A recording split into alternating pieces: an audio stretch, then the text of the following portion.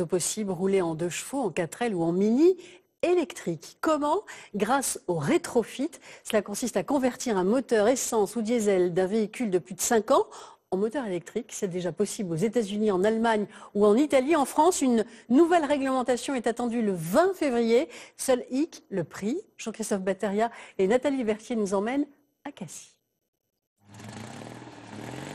Dernier panache de fumée, dernier tout sautement.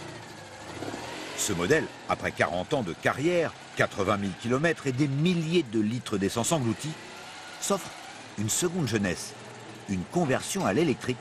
C'est le rétrofit. 20 heures plus tard, plus de fumée et plus de bruit. Un moteur électrique a pris la place du bicylindre Citroën et notre 2 chevaux peut rejoindre le parc naturel des hauteurs de Cassis sans troubler la quiétude des lieux.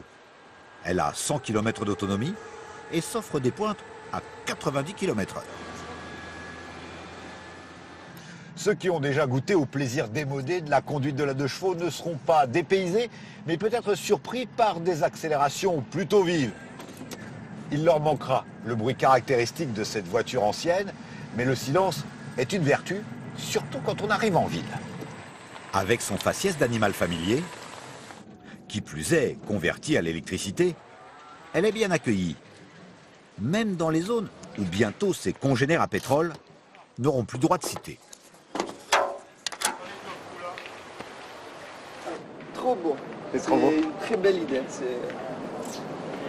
C'est ce qu'il nous faut aujourd'hui. Le rétrofit rassemble les générations.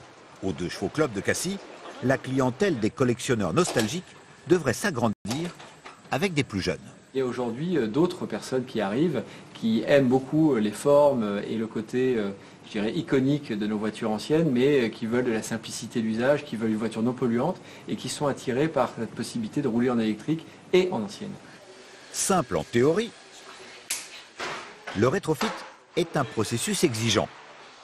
Ôter le moteur et le remplacer par une petite unité électrique n'est pas la vraie difficulté. C'est la gestion électronique qui est complexe. Et ici, au 2 chevaux club de Cassis, c'est un ingénieur issu de la Formule 1 qui a été recruté. On retire le réservoir qu'on vient remplacer par notre pack batterie qui fait à peu près une centaine de kilos. Ça permet d'avoir une répartition des masses le plus proche possible de l'origine puisque ça va être une condition de la législation. Et pour finir, on a vraiment cette boîte noire qui est entièrement développée en interne. C'est-à-dire qu'on a toute l'intelligence de la voiture pour gérer la batterie et le moteur. Ces travaux seront obligatoirement réalisés par des ateliers certifiés. Plusieurs en France comptent bien s'y lancer. Le rétrofit existe depuis des années aux États-Unis et il avait fait une entrée princière en Angleterre le jour du mariage de Meghan et Harry, quittant Windsor avec un cabriolet modèle 1961 à moteur électrique. Électrifier votre vieille voiture vous coûtera autour de 14 000 €. Alors l'avenir du rétrofit dépendra en partie des primes à la conversion qui seront accordées.